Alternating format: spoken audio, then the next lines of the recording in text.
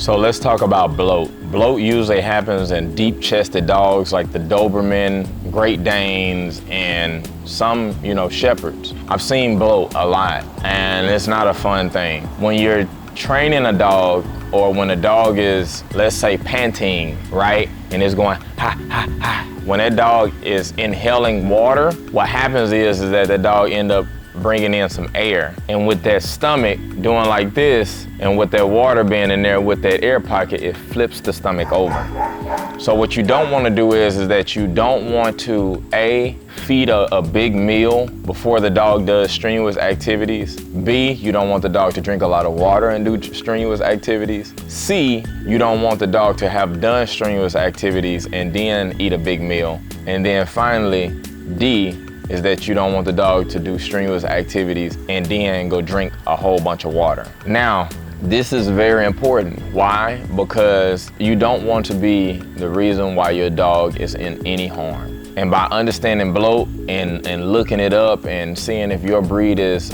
prone to that type of situation, then you're doing the best that you can do. Now, I will tell you that if you're worried about that, and let's say if you're away from everybody, let's say you go hiking a lot, and let's say you go on trails that's pretty far, there is a preventative surgery that you can get done. It's not a bad surgery. It's actually better on younger dogs, but it's the surgery that the military does for their dogs because they're miles and miles away from civilization, or their vets and stuff like that. And it's a surgery that allows that dog to take in air and then basically just pass it, or take on a lot of food, and then it, allows the stomach not to flip, or won't allow the stomach to flip. So just know that bloat is very important to know about, and I don't wish that upon nobody or no dog, but just know in these hot summers when you sending your dog outside to use the bathroom, and let's say they have a fence line, they running up and down the line and they're distracted and they can't think about drinking water, but let's say if it's water over there to the side and they didn't rip and run down the fence line, or